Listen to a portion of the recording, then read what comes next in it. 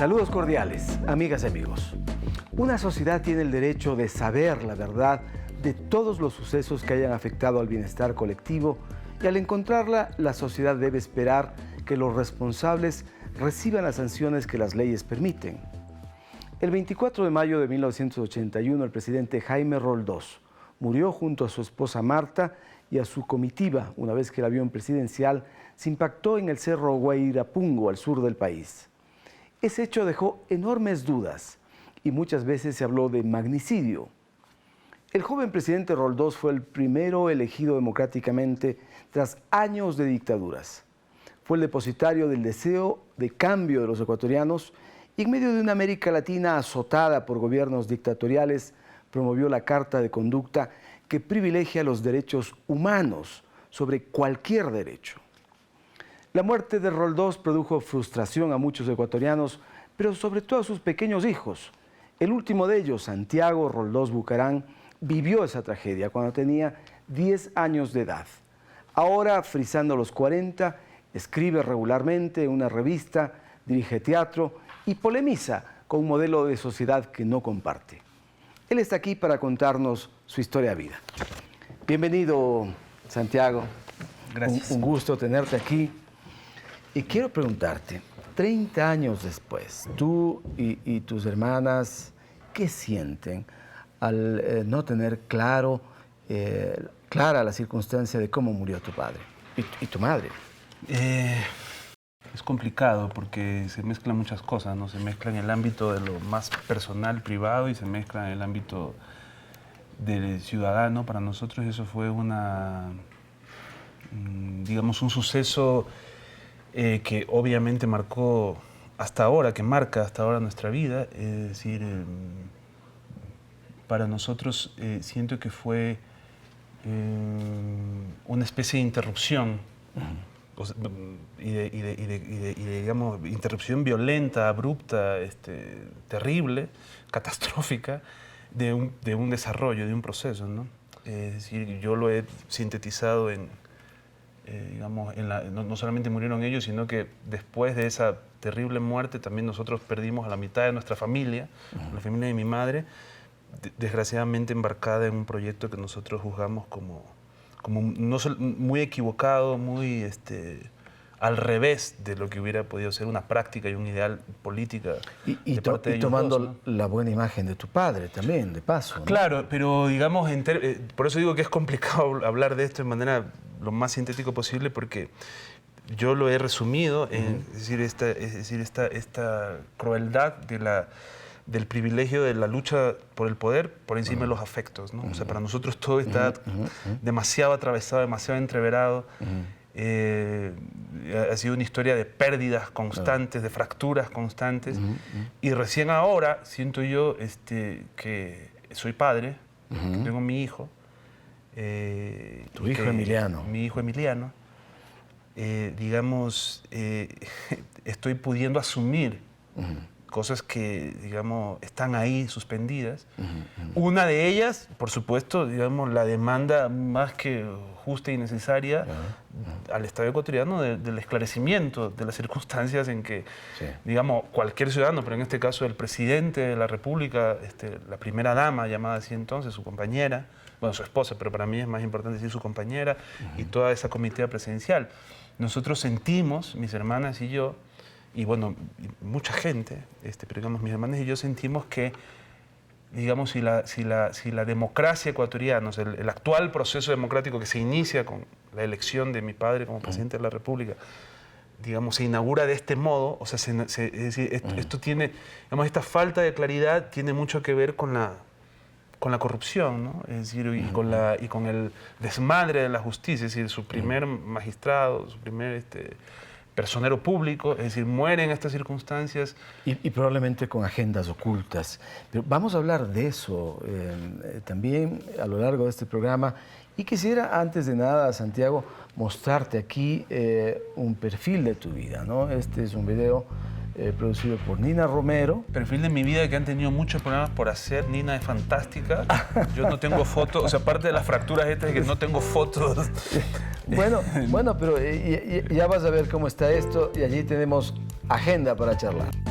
que yo a los 5 años en el balcón de mi casa en Clemente Ballén, entre Guayacá y García Vilés, en Guayaquil, asomándome al balcón y viendo el tránsito comercial, mercantil, fenicio, etcétera, etcétera, de esta ciudad, y elevando el rostro al cielo y diciendo gracias, Dios mío, por haberme hecho nacer en la mejor ciudad del mundo, ¿no?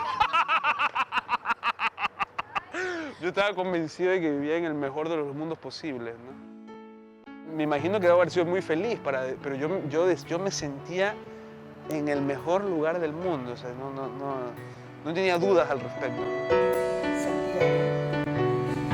Estaba Jaime de candidato a la presidencia. En una ocasión era la primera vuelta, yo iba en el carro con ellos. Entonces llegó un momento en que el carro se puso paralelo a donde Jaime iba en el recorrido y Santiago, eso nunca me olvidaré, decía, papito, aquí estoy yo. Y Jaime lo miró y lo saludó con una sonrisa. Es decir, él siempre estaba pendiente del padre y como cualquier hijo, era su ídolo. Yo era muy amigo de mi papá, o sea, a mi papá le encantaba bromear mucho conmigo, él tenía un sentido del humor maravilloso. Aparte, las decenas de apodos que me ponía, porque gozaba poniendo, yo era el enanito del circo Dunbar, la Pepona Reinaldi, o sea, me decía cualquier cosa, siempre como si fuera un pana de él. Sus ofertas quedaron truncadas tras su repentina muerte, cuyas causas no han sido suficientemente esclarecidas. Yo llamo inmediatamente a Quito y con quien hablo es con Santiago. Y me dice, un policía me ha dicho que mis padres se han muerto, que se ha caído el avión. Entonces le digo, sí, Santiago. Me dicen, nos tienen rodeados, no dejan entrar a nadie. Le digo, a ver, usted va a controlar todo. Ya tienes edad, le digo, para asumir tu posición. Desde que mis padres murieron, de la forma en la que murieron y con toda la historia, digamos, desastrosa de nuestros afectos y del poder alrededor de esa tragedia, mis hermanas y yo queríamos irnos. En realidad queríamos fugarnos de un sitio tremendamente violento y muy ingrato, ¿no? Y él manifestó desde entonces su independencia. Fueron a México y también él decidió cuál sería su profesión. Estuve 8 años en México, de los cuales 6 estudié teatro, entre actuación y dirección, y paralelamente talleres de dramaturgia y de guión cinematográfico. Para mí México en sí mismo fue un lugar, cuando yo llegué yo me posesioné, digamos, de mí mismo, ¿no? Porque mi problema en realidad era que siendo niño y luego adolescente y demás, mi identidad estaba absolutamente dividida y censurada y dirigida, dominada por el criterio de los otros, ¿no? Yo siempre había soñado que uno de ellos sea abogado, yo. Y cuando Santiago nos llamó y dijo, voy a estudiar teatro, mi hermano León dijo, está bien. Yo dije, ¿pero cómo? Conocí el teatro y yo disfrutaba muchísimo el movimiento y disfrutaba muchísimo el juego con el cuerpo. En realidad lo que a mí me pasó en el teatro fue que encontré el territorio donde yo podía asumir por primera vez una serie de experiencias muy traumáticas de manera propia. La imagen que me enganchó, o sea, que me contactó con él, es una imagen de un ser muy taciturno, o sea, de un ser triste. Su lenguaje del cuerpo y su mirada, su expresión, ¿no? Y después yo desde el primer día que me senté frente a él a conversar, a mí me fascinó su cabeza, ¿no? O sea, la capacidad que tenía para pensar y para relacionarse con sus sentimientos y sus pensamientos y su inteligencia. Nuestro teatro lo que intenta es hacerse una serie de preguntas sobre lo que comunes a muchos otros teatros, la memoria, la necesidad del otro, la posibilidad de acercarse al otro, las heridas que nos han provocado y que nosotros somos capaces, sin embargo, de reproducir. Uno de los ataques, digamos, de gente que se ha sentido cuestionada o incluso herida por mi teatro o por mis columnas es llamarme traumado, ¿no? El traumado de Santiago Roldós. Y yo es algo que asumo con mucha naturalidad y sin vergüenza. He podido seguir adelante, he podido crecer. Pienso que, claro, la muerte de mis padres es un tema pendiente, ¿no? Recién ahora, a los 40 años, a 30 años después de eso, puedo dimensionar, digamos, con otra perspectiva, la gran falta que a mí, como persona, me hicieron mis padres, ¿no? Estoy entendiendo el interés como para decir, aunque le toque a los nietos de mi hijo, o sea, yo siento que en algún momento el Estado ecuatoriano tendrá que decir algo, ¿no? Allí está un tema fundamental del cual vamos a hablar en este programa. Estamos muy a gusto teniéndolo aquí a Santiago Roldós Bucarán. Hacemos una pausa brevísima y volvemos porque tenemos temas muy interesantes para tratar. No se vayan.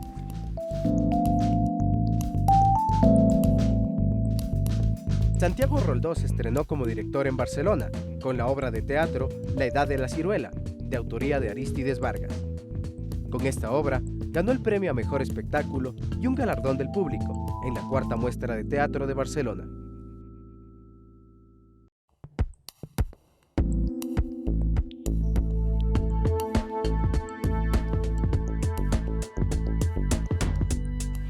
Estamos de vuelta. Cuando Santiago Roldós tenía 10 años, su padre muere en ese avión.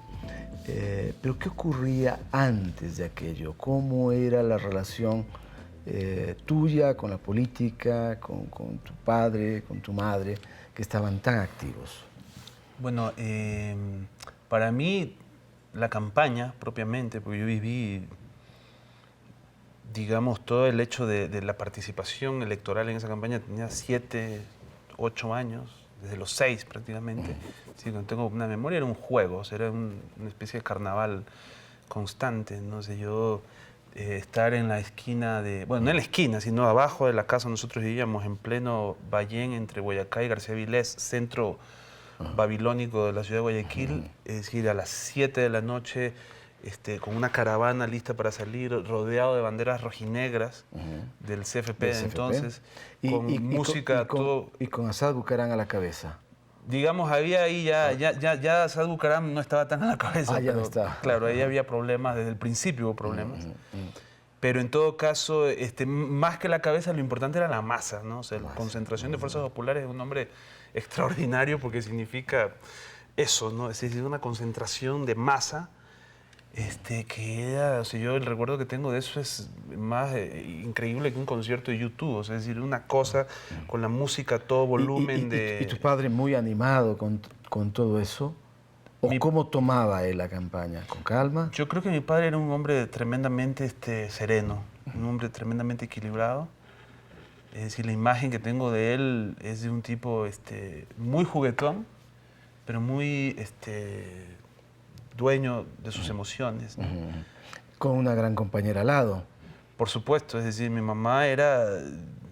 Yo una cosa que destaco de ellos, de esta época ya, que yo tengo ubicada y que creo que me heredaron, o sea, que quedó para mi proyecto de vida, mi compañera, que vivo hace 20 años, Pilar. Es decir, la forma en que yo me relaciono con ella, yo siento que tiene mucho que ver, una fórmula democrática, de iguales, tiene mucho que ver con algo que yo vi en mi casa, ¿no? O sea, mi papá era muy jodido con respecto a ciertas cuestiones, ¿no? Es decir, por ejemplo, la excelencia académica, ¿no? Desde muy chiquitos y que nosotros fuéramos. Exigía aquello. Es decir, tenía esta cuestión que... Él provenía de eso, ¿no? Siempre tuvo el premio filantrópico. Claro, ¿no? él provenía de una lógica, digamos, donde había que ser el mejor alumno, donde había que, digamos, comprometerse completamente. Yo practico mucho el rigor en mi teatro, ¿no? Pero yo ya no comparto esos valores, digamos, de... Entonces, y tú vivías en el palacio, ¿no? Por supuesto, es decir, después de esta época en la que, digamos, yo vivo toda esta cuestión política como un juego de niños, a pesar de que también había la seriedad. Yo me acuerdo de la muerte de Abdón Calderón, del asesinato de Abdón Calderón. Abdón Calderón Muñoz. Y cuando asesinaron a Abdón Calderón Muñoz, para nosotros fue un shock porque era decir, por eso es cuando a mí me dan la noticia, cuando yo oigo gritar a mi hermana en el Palacio de Carondelet, donde nosotros vivíamos, el 24 de mayo del 81, o sea, es decir, yo oigo un grito desgarrador de mi hermana y de la nana que nosotros teníamos en esa época todavía. Yo dije, mataron a mi papá, ¿no? O sea, es decir, si todo era un juego, yo me divertía mucho en el Palacio, me gustaba mucho toda la cuestión teatral, por así decirlo, de los militares. Es decir, el teatro de operaciones militar no me gusta, pero digamos, la cuestión, o sea, tomado como un circo, como un juego, me parecía muy atractivo. Pero, es decir, al mismo tiempo que era como un juego, sí había una gran conciencia, siendo muy niño, de que todo lo que vivíamos era muy delicado, ¿no? De que todo era muy... Eso produce frágil. un shock y ustedes luego van asumiendo lo que había ocurrido. Tu tía Mariana dice que te llama y te dice, asúmelo. Sí, yo no sé qué decir ante eso. Pero en ese sentido nosotros desde muy pequeños tratábamos de ver lo que nos pasaba como algo que era común. O sea, sí podía ser extraordinario en un sentido, pero que era común. Es decir, yo siento que esta condición de deudos, de la justicia, del Estado y de la sociedad ecuatoriana es lo imperante, o sea, es la mayoría del país, ¿no? A nosotros nos han conocido, nos han visto más. Pero este juego democrático, sin embargo, este juego, es decir, este decirnos, asúmanlo, desde tan pequeños, y por otro lado, otra familia que, es decir, ahora me cuesta mucho trabajo decir otra familia, o sea, miembros particulares de esa otra familia, es decir, que se desquician por el poder, digamos, nos abandonan por completo o de hecho tergiversan completamente su función, que era la de, digamos, en lugar de cuidarnos, de resguardarnos, se hicieron casi todo lo contrario. Entonces yo siento que nosotros como metáfora o como parte, digamos, de lo que ha sido la sociedad ecuatoriana en esta construcción, es decir, como dice un español, sobre la guerra civil, ¿no? O sea, yo estoy dispuesto a pasar página, siempre y cuando la lean. O sea, primero hay que leer la página. Claro. Para poder pasar una página hay que leerla, ¿no? Y hay que entenderla. Y hay que entenderla, y hay que desentrañarla, y hay que volverla a leer, y digamos, pasar página y poder volver a ella, yo qué sé. Sí. Santiago, queremos que empieces a abrir estos videoclips. Allí tienes un solo clic en cualquiera de los videoclips. Para no hablar tanto de esta cuestión, voy a hablar profesional, a ver si por ahí nos metemos a lo mismo. En el año 2003 abrió sus puertas el Instituto Tecnológico de Arte del Ecuador. Tras sortear diversos obstáculos como pasar de la administración del Banco Central a la del Ministerio de Cultura y luego quedar en un limbo jurídico y sin recursos económicos, hoy el ITAE busca consolidarse como una de las ofertas educativas más completas en materia artística en Guayaquil. Iniciamos con una carrera que fue la carrera de artes visuales y se ha ido consolidando. Este año va a ser muy importante porque una de las 3 carreras, la carrera de producción de sonido y música, que se abrió junto con teatro el año pasado, no se pudo abrir porque no teníamos el presupuesto ni la mínima infraestructura. Ya hoy tenemos la mínima infraestructura esperando el presupuesto del 2011, que esperamos que el 2011 sea el año de la institucionalización definitiva del ITAE. En sus aulas acoge a más de 160 alumnos, sobre quienes pesa la responsabilidad de convertirse en los nuevos actores culturales de la ciudad. Jorge Oña es uno de ellos. Está en tercer año de artes visuales y piensa que el rigor académico que se aplica en la institución permitirá que la sociedad observe al artista con menos prejuicios. Fue el lugar donde realmente empecé a tener otro nivel de conciencia de por dónde realmente va en la actualidad las prácticas artísticas. El artista ahora es un profesional de vanguardia, así en la misma medida como lo es un arquitecto o un médico, en ese nivel. La carrera de teatro, creada hace un año y dirigida por Santiago Roldós, es ejemplo de ello. La exigencia técnica y la disciplina son notorias, incluso en un montaje estudiantil. ¿Nunca has visto mis ojos? Mientras dormía, ¿nunca sentiste curiosidad por quitarme los anteojos y mirar mis ojos? ¿Levantándote los párpados? ¡No! Un día te los mostraré. Parece que son totalmente blancos. Está formando gente muy sólidamente, con muchísimos fundamentos, con un rigor técnico, es decir, con actores y actrices que pueden enfrentarse a cualquier tipo de proceso, sea un proceso más experimental o, bueno, sí, qué sé yo, si algunos de ellos escogerán tal vez trabajar en cine, tal vez trabajar en televisión. Para este actor y director es una importante iniciativa, pues admite que en nuestro medio se considera todavía el teatro como una actividad informal. Establecer alternativas como para que la gente pueda tener una formación así, sólida, clara y además reconocida es súper importante para desarrollar la profesión, para entender el teatro, la actuación, el arte escénico como una profesión. Y aunque a Brito le preocupa la escasez de propuestas escénicas en la ciudad, ambos artistas pronostican un cambio a mediano y largo plazo. Yo puedo proponerle a mi ciudad o a mi país, puedo proponerle cosas, leer la realidad, de recrear la realidad. Que de pronto cada año pueda egresar de una institución como el ITAE 20, 30, 40 actores, aquí digo actores de todas las artes, usando la palabra, con una alta formación profesional. Eso en una década va a ser un escenario cultural de dimensiones no imaginadas. Allí está, planteado el escenario en el cual Santiago Roldós desarrolla gran parte de su actividad. Una de las pasiones descubrió en México, confirmó en México que él debía ser actor, dramaturgo, y en eso está. De ello vamos a hablar también cuando volvamos tras la siguiente pausa. No se vayan, amigos. El Instituto Superior de Artes del Ecuador, ITAE, fue fundado en febrero del 2004. En el 2005, Santiago Roldós y Pilar Aranda crearon el Laboratorio de Teatro Independiente en el ITAE, sumándose a las carreras de Artes Visuales y Producción de Sonido y Música, que completa su oferta académica.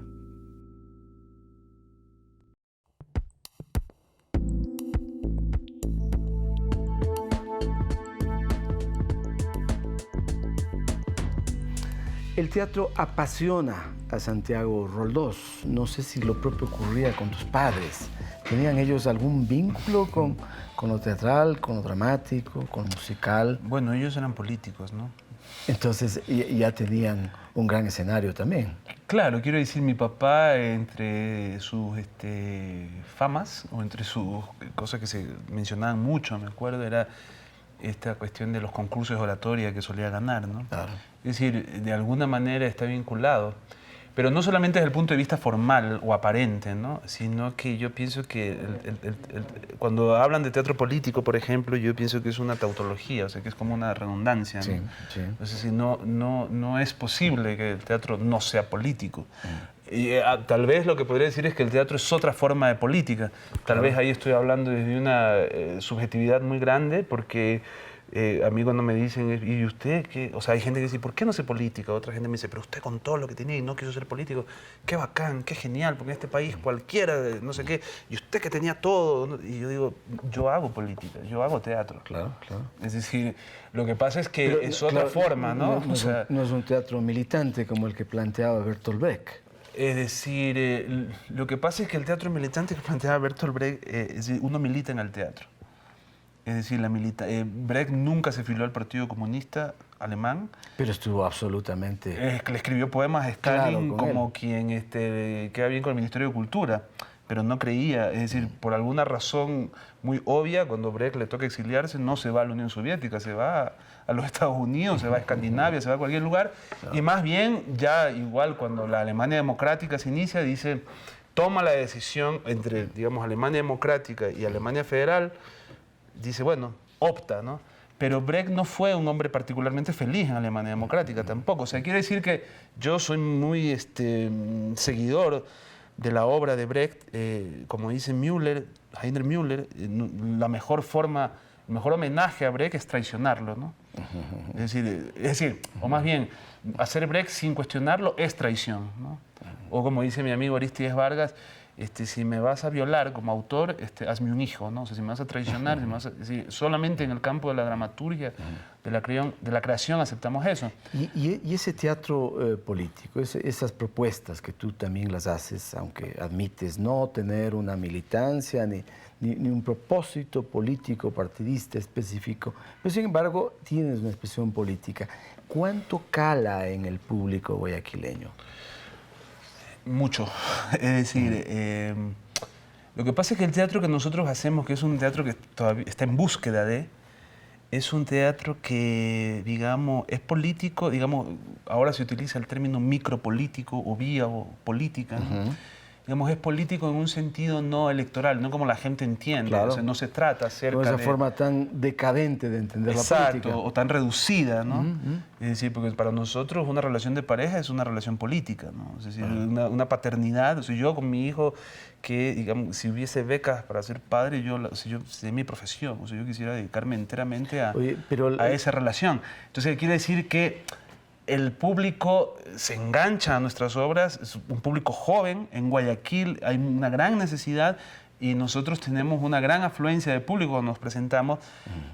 Y es paradójico, ¿no? Porque por un lado hay como una especie de duda, sospecha, descrédito, porque dicen, ese es un teatro intelectual, ese es un teatro...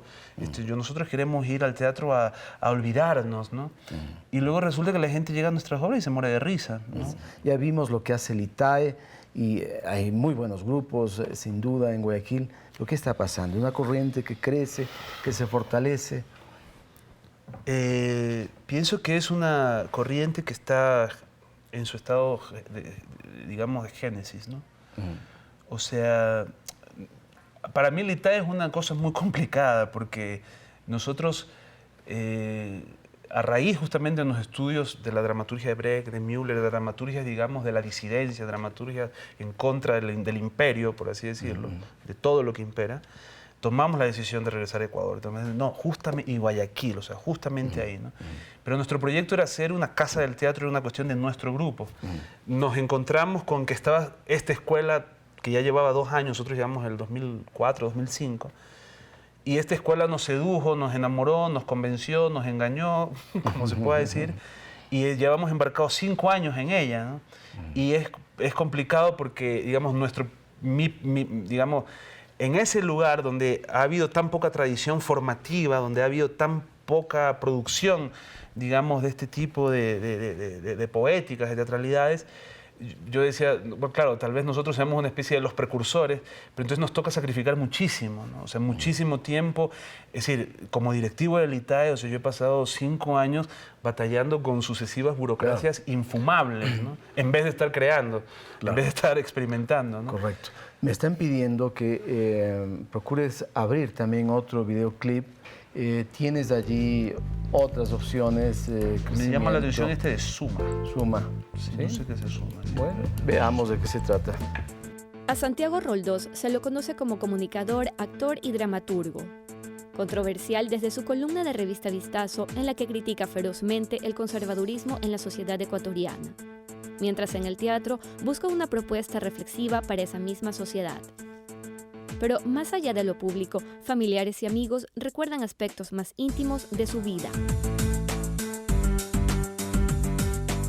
En los primeros años de Villa Santiago, el niño era asmático. Entonces, cuando, bueno, la atención y la dedicación de Marta y de Jaime fue muy grande, pero no solamente se involucraba la atención del niño de sus papás, sino que cualquier cosa de Santiago estábamos todos ahí. Le calculo unos 16 años, 16, 17 años. Para su edad era un tipo bastante enfocado y articulado, muy centrado, calmo y alguien que le gusta pensar las cosas.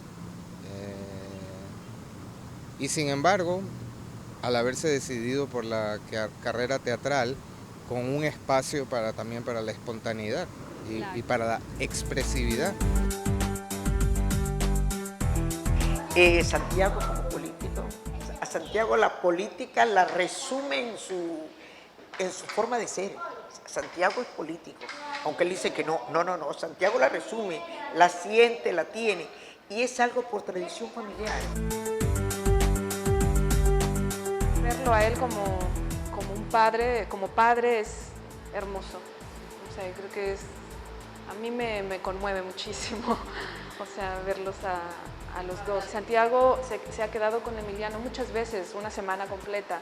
Él se hace cargo de todo. Él lo lleva a la escuela, no solamente lo lleva a la escuela, sino que lo prepara para ir a la escuela, él solo.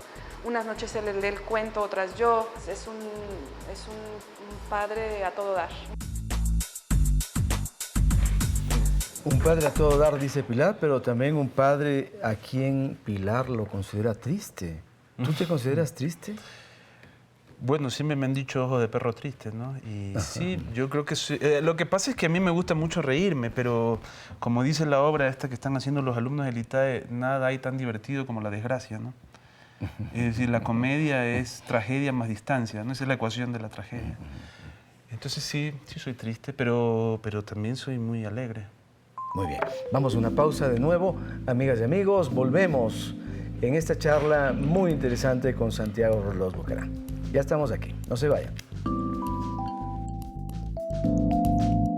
Jaime Roldós Aguilera gobernó el país aproximadamente 20 meses.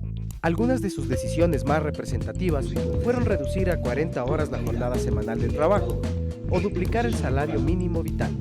Pero también enfrentó crisis económicas que lo llevaron a cuadruplicar el precio de la gasolina.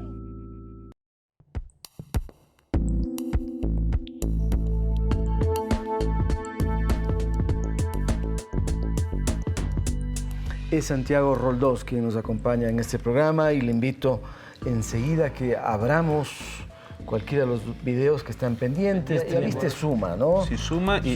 Era la suma de tus cualidades. Entonces, vamos por crecimiento. El teatro tuvo su origen en la antigüedad. En Grecia, por ejemplo, se escenificaba la vida de los dioses a través de danzas y cantos.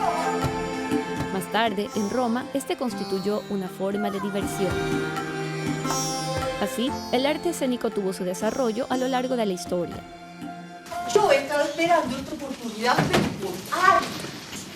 ¿Qué allá donde yo trabajaba cantando?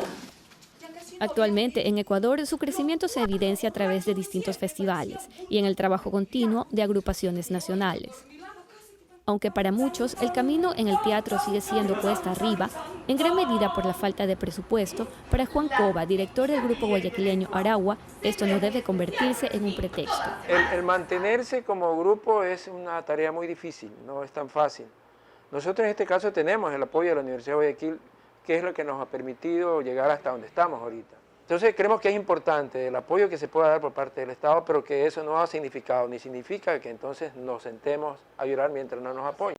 El teatro es una responsabilidad moral que tenemos quienes hacemos teatro de hacerlo, con el Estado o sin el Estado.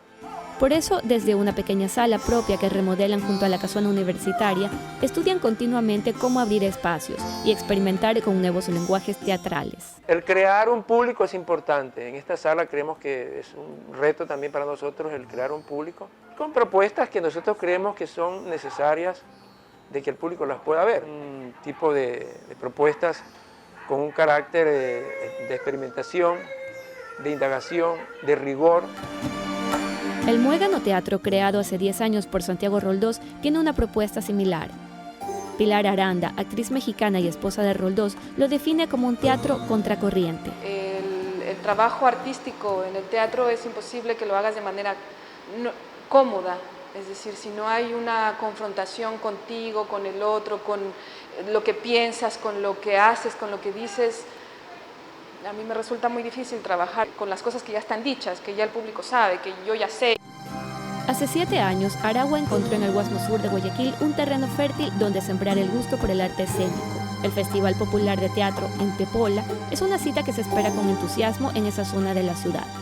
Eso rompe con muchas cosas en el decir, no hay que darle cosas así a la gente porque no las va a entender. Tenemos que darle lo fácil, ¿no? Y creemos que ahí está rompiéndose, estamos subestimando a ese público. Ese público ya con 6, 7 años que tenemos haciendo actividad ahí en ese sector, ya de alguna u otra manera tiene una capacidad de lectura a su manera de ver de los trabajos que han visto. Bajo esta óptica, quienes hacen teatro en la ciudad se sienten respaldados por un público que parece cada vez más receptivo a un arte que no solo requiere talento, sino una gran dosis de resistencia para mantenerse en pie. La presencia materna indiscutiblemente. Uno de los mayores problemas de todo realizador artístico es la imposibilidad o la dificultad de acceder a espacios de difusión? ¿Qué está ocurriendo en Guayaquil? Tu actividad teatral en el ITAE, tu propio grupo, ¿tienen espacios para mostrarse? No, no mucho. En realidad, incluso los espacios existentes son muy contradictorios. Es decir, como que los edificios pueden existir, ¿no?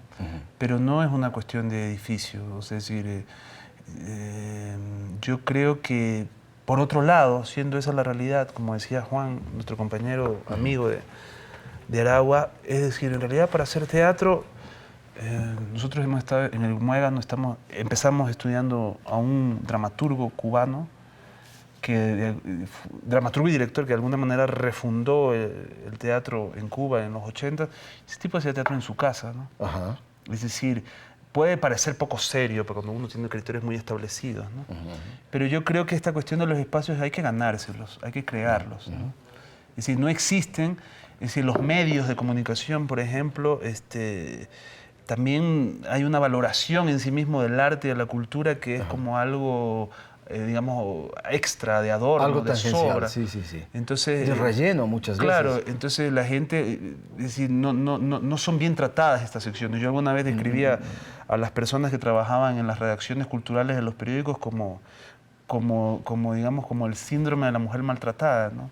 Es decir, o de la persona maltratada en general. Es decir, alguien que en este caso, no compañeros, sino el patrón les pega y ellos lo defienden, ¿no? Porque son secciones bien maltratadas en los diarios, siento yo. Y por ende, es decir, sin embargo, creo que es algo que está cambiando. O sea, creo que es algo que en la medida del mundo que se ha ensanchado, creo que está cambiando. ¿Y cómo ves tú al teatro en televisión? ¿Crees que cabe mostrar teatro en la pantalla chica o es imposible? Bueno, se han hecho experimentos, ¿no? Bueno, experimentos, se hace, ¿no? Es decir, normalmente justamente los canales públicos, ahora más que antes. Yo me acuerdo cuando era niño, nosotros veíamos teatro por televisión, un teatro de última, pero lo veíamos, ¿no? Era muy raro. Sí, supongo que se puede hacer. Lo que también se podría hacer es, digamos, aprovechar el talento del teatro. Eso es una cosa que yo, por ejemplo, no entiendo a veces en el mundo del cine ecuatoriano, ¿no? El mundo del cine... Pero eso es no solamente el cine ecuatoriano, sino el cine en general, ¿no? El cine en general tiene estas tendencias a moverse más por los tipos. Y siempre busca a alguien que no sea actor, ¿no? Porque no quiero algo natural, quiero... Es muy raro, o sea, para mí a veces es muy raro esta gente, ¿no? Mira, el proceso tuyo de vincularse al teatro tiene algunas inspiraciones, ¿no? O sea, tu propia actitud, tu personalidad, haber visto el escenario de la política que tiene también una gran carga teatral, pero hay gente también a la cual tú le has confesado tus sueños de haber querido hacer teatro gracias a que los viste en las tablas. Yo voy a mostrarte, ¿no? Alguien... Cuando yo vivía allá en México, estudiaba danza y teatro, llegaban ellos, obviamente, y tenían obviamente una atención muy especial por ser hijos de un expresidente, y con ese protocolo así muy formal de la embajada, les tenían prácticamente como una agenda bien hecha, y entonces ellos me decían, sálvanos, sálvanos.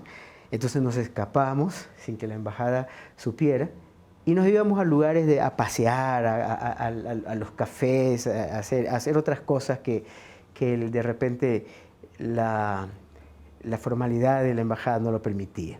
Él me dijo, yo soy actor o quiero convertirme en actor, quiero seguir teatro, un poco por tu culpa. No sé si es cierto, pero al principio fue así como sorprendedor. Bueno, mi mensaje para Santiago, por favor, Santiago, es que nunca pierdas ese buen sentido del humor, ¿ya?, que te caracteriza, el que nos unió en muchas tertulias desde hace muchos años, esa ironía con la que enfrentamos la vida. Ahí está, Lucho Muecay. Claro, a lo que hace referencia Lucho es que la hermana de Lucho, era compañera de mi hermana, Ricardo Maruri, que fue uno de los entrevistados hace rato, yo tenía la condición desde que muy joven andaba con gente mayor, a mí, sobre todo los amigos y las amigas de mi hermana, sobre todo de mi hermana Diana, que estaba en la Facultad de Filosofía y Letras de la Católica, que era todo un mundo que me sedujo desde muy temprano. Entonces yo habría tenido unos 14 años o 13 años cuando conocí a Lucho a través de su hermana, y entonces la cuestión de Por tu culpa es porque yo jugaba con la idea de ser actor, pero cuando Lucho llegó, él era bailarín, ¿no?, en México, y yo dije, o sea que sí claro, yo en Guayaquil, en mi mundo y demás, yo decía, o sea que sí se puede ser esto, ¿no? Es en ese sentido. Lo mismo que más grande descubrí, yo hubiera podido ser un chef extraordinario. O sea, es decir, yo no sabía en un momento dado que se hubiera podido estudiar seriamente para ser cocinero, para ser chef. Y esa es otra, o sea, aparte, si yo no fuera director de teatro, pues tendría que conseguir una mujer millonaria que me financie ser padre, o si no, ser chef, ¿no? Que sería ¿Y mi cocinas bien? ¿Cuál es tu especialidad? ¿Caldo de manguera? No, yo hago unos despelotes. Mi especialidad son las ensaladas. A pesar de que me veo hecho un cerdo en este programa, prometo adelgazar. Tienes que ponerte a dieta. Pero no, mi especialidad son las ensaladas. Pero no, cocino, o sea, digamos, lo que es cierto es que los programas de televisión que veo son todos de cocina. Es decir, yo para desconectarme... Y además hay fabulosos programas de cocina, porque la cocina también es parte de la cultura, entender el origen de los alimentos, saber cómo mezclarlos, en fin, tienen mucho que ver con la cultura de los pueblos. Vamos a hacer otra pausa, amigos, y volvemos a la parte final del programa. No se vayan. En nuestro país, la primera obra de teatro de la que se tiene registro se titula Receta para viajar, de Francisco Aguirre Guarderas. Esta obra fue estrenada en 1892 y recreaba la sociedad de su tiempo, el feudalismo, los prejuicios sociales y la corrupción política.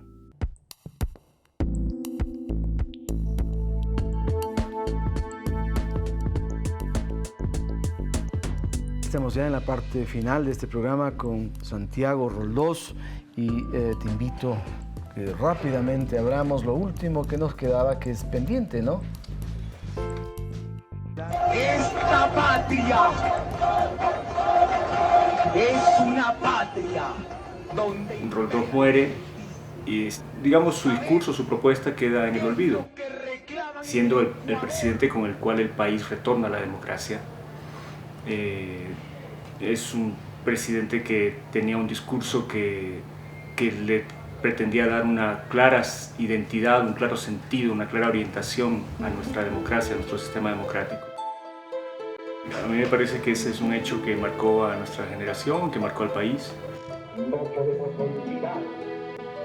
Es una muerte de la que se sospecha que se trató, digamos, de un asesinato. Y eso, tratándose además de un expresidente de la República que murió en ejercicio del cargo, tiene una enorme gravedad, ¿no? Hubo varios informes después de la muerte y estos informes fueron contradictorios entre sí. Y nunca el sistema judicial ni el Estado ecuatoriano se sintió en la obligación de aclarar lo que había pasado.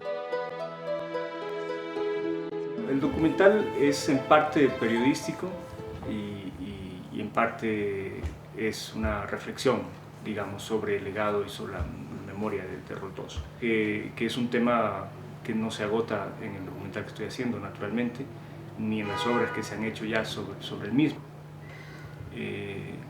Lo que yo trato de hacer es desempolvar documentación que está en los archivos públicos y que releída desde el presente me parece que cobra una dimensión distinta, ¿no? Un poco pone en evidencia la doble moral, pone en evidencia la mentira, pone en evidencia cómo se fue dando la construcción paulatina del silencio y de la verdad oficial.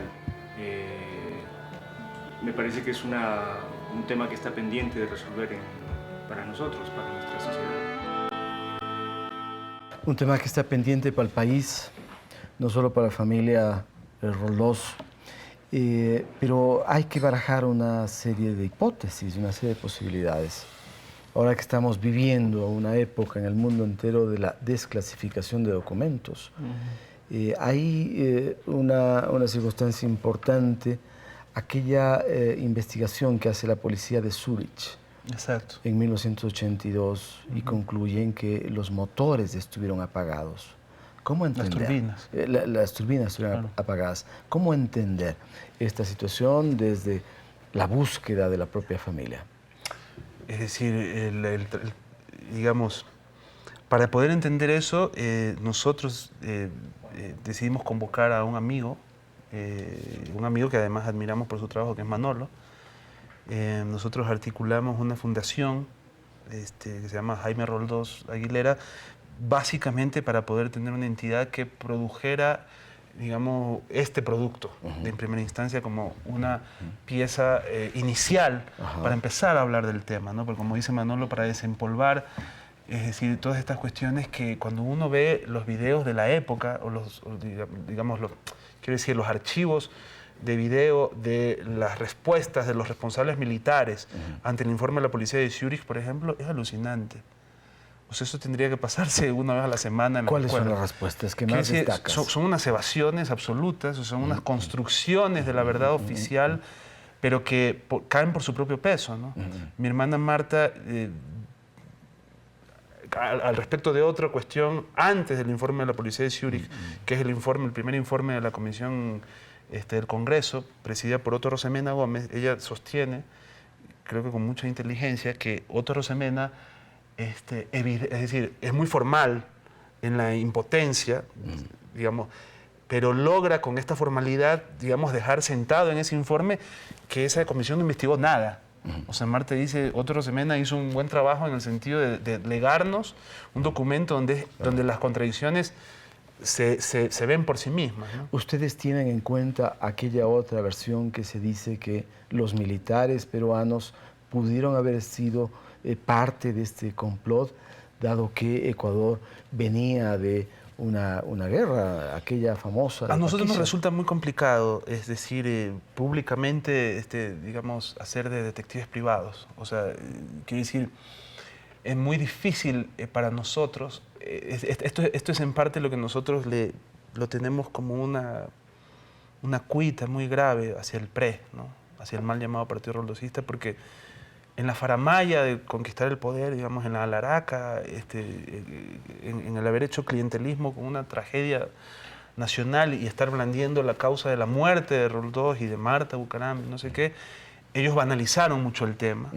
Y nosotros creo que llegamos a una posición muy terrible, que fue el silencio, como dice Manuel. Y probablemente, ya que lo citas, en ese gobierno, el gobierno de Abdalá Bucaram, era quizá el momento más oportuno, había el poder en las manos como para realmente ejercer y profundizar una investigación. No lo sé, porque tal vez en ese gobierno justamente ese proyecto se dirigió sobre unos cadáveres insepultos, por así decirlo. Entonces era un momento en que se aclarara la verdad. No lo sé, eso es otra cuestión.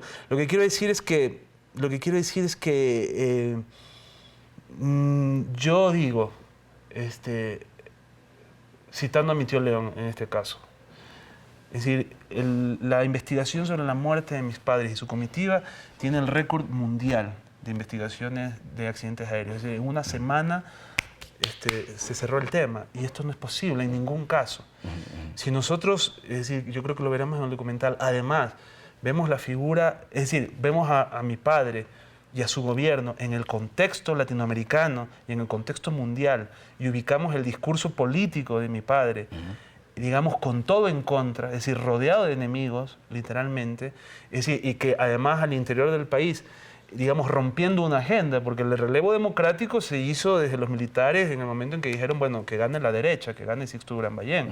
Es decir, mi padre es un no programado que gana el poder y que, digamos, los poderes... outsider que... Completamente. Así se lo vio. Entonces, en todo ese contexto uno dice... Y decir, bueno, también yo siempre digo, los enfrentamientos con el Perú, desde mi óptica, siempre han estado manejados de alguna manera desde fuera. ¿Quiénes quisieron matar a tu padre, Santiago? Es decir, yo creo que la reacción, mi hermana, o sea, yo no tengo los nombres, no puedo decirlo, pero mi hermana Diana, discúlpame que te interrumpa, mi hermana Diana, que estudia, que dice mi tío León que es una de las, bueno, ahora ya no, pero hace años decía, es una de las dos marxistas que quedan vivas en el mundo. Mi hermana Diana, que es una estudiosa, concienzuda del capital y que además hace cosas muy locas porque logra hacer eso que siempre los otros economistas dicen que con el capital no se puede, y hace estudios estadísticos y matemáticos en base a las teorías del capital, bastante bien recibidos en la Academia Mexicana. Ella es investigadora. Ella dice, a nuestro padre lo mató el capital. Es decir, a nuestro padre lo mató el sistema perverso en el que vivimos. Es decir, mi padre, siendo socialdemócrata, o nuestro padre siendo socialdemócrata, sí atentó en un momento dado, o sea, era una fuerza estratégica en contra. ¿Qué era lo que más producía daño al capital desde la gestión de tu padre o desde la doctrina? Tu padre fue defensor de los derechos humanos, por eso impulsa internacionalmente la Carta de Conducta, para que los derechos humanos estén sobre cualquier derecho. Claro. Eso afectaba quizá que él no hubiera ido, aunque realmente sería traído los cabellos, considerar que esa puede ser una razón para matar a un hombre más, a un presidente. Afectaba que él no hubiera ido a la toma de posesión de mando de Ronald Reagan en enero de 1981. O sea, lo que pasa es que ser demócrata, en la época en la que mi padre era demócrata, y es decir, haber asumido las posiciones que él asumió en política internacional de manera soberana, es decir, porque ahora puede resultar muy fácil, ¿no? Digamos, izar ciertas banderas, pero en la época en que mi padre, es decir, se hizo amigo del Frente Sandinista, cuando el Frente Sandinista todavía no se había corrompido, en el momento en que mi padre, digamos, tuvo relaciones con los movimientos libertarios y emancipadores de América Latina, en países que estaban ocupados por la dictadura, si mi padre evidentemente atentó contra una hegemonía. Y montoneros. Bueno, no solo, yo sobre todo pienso que mi padre fue muy importante en la relación con la República de El Salvador, ¿no? Es decir, yo lo que más en cuenta tengo, es muy emocionante para mí encontrarme en la vida, incluso en México, incluso en España me ha tocado gente que dice, tú eres hijo de Roldós, salvadoreños, cuya vida fue salvada, ¿ya? Es decir, cuya integridad física, que estaba expuesta simplemente por defender la democracia en su país, que mi padre tuvo el interés en un momento dado digamos, de cuestionar a un presidente pues, criminal como Napoleón Duarte, es decir, un dictador en los hechos. Es decir, yo creo que, pero me interesaba el análisis de mi hermana Diana porque yo creo que no solamente era una cuestión política, o sea, yo creo que había un proyecto, digamos, de país, o sea, de países, de región en América Latina que atentaba contra la implantación de lo que luego fue, digamos, la modernización neoliberal del capitalismo. ¿Cuándo está el documental? ¿Cuándo lo tiene listo? Bueno, saliendo de aquí voy a ir a ver alguna... Todavía no está el primer corte, pero voy a ir a conversar con Manolo. Aproveché el viaje a Quito para eso. Bueno, espero que pronto podamos verlo y espero también que pronto podamos volver a tenerte. Más todavía cuando el documental esté ya en las salas, proyectándose, además con el gran trabajo de Manolo Sarmiento, que suele hacer bien las cosas. Gracias por venir, Santiago. Un placer tenerte. Y también un placer compartir con ustedes, amigas y amigos, con un personaje inteligente que es capaz de decir las cosas tal cual como son. Les mandamos un gran abrazo, les pedimos que no dejen de escribirnos. Allí tienen ustedes la dirección de Twitter, de Facebook, y estamos siempre prestos a seguir construyendo colectivamente estos programas. Un gran abrazo, que pasen bien. Hasta pronto.